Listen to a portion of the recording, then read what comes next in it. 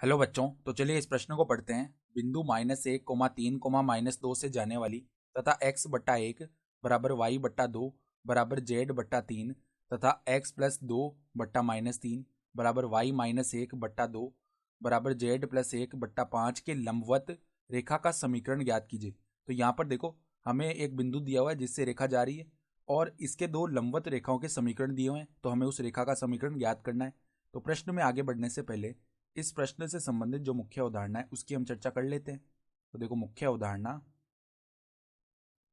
बिंदु बिंदु जिसका स्थिति सदिश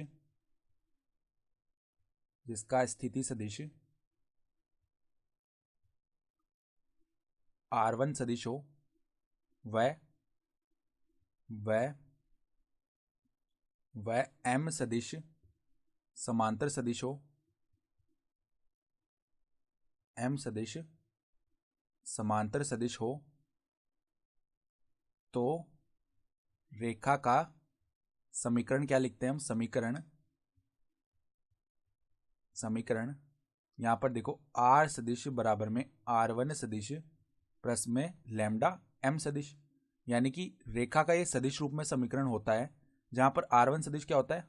वो बिंदु जिसका स्थिति सदिश R1 सदिश है। ठीक है, यानी कि जो रेखा जिस बिंदु से गुजर रही है उस बिंदु का सदिश अगर R1 सदिश है और उस रेखा के अगर जो समांतर सदिश है वो M सदिश है, तो उस रेखा का सदिश रूप में समीकरण हम इस प्रकार लिखते हैं।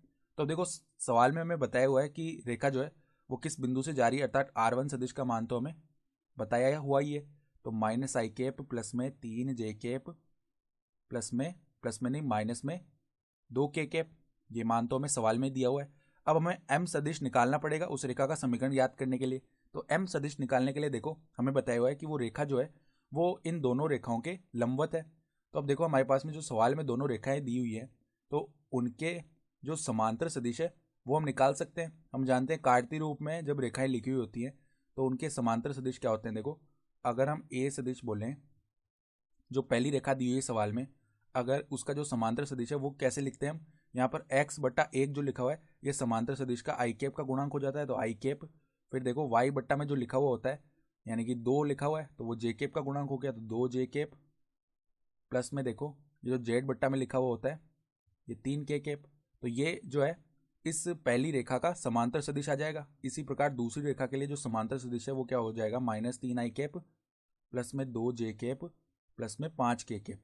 ठीक है, यानी ये जो दोनों सदिश है ये इन दोनों रेखाओं के समांतर है जो सवाल में दी हुई है। तो हमें जो रेखा ज्ञात करनी है उस रेखा का जो समांतर सदिश आएगा वो इन दोनों सदिशों के लंबवत आएगा, और इन दोनों सदिशों के जो लंबवत सदिश है वो क्या होता है? इन दोनों सदिशों का सदिश गुणा।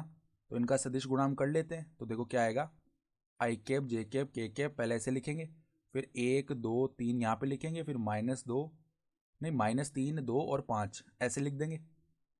फिर देखो, आई कैप पहली पंक्ति के अनुदिश प्रसार कर रहे हैं तो 10 -6 बन जाएगा। फिर -j कैप, फिर देखो क्या बनेगा, 5 प्लस में 9।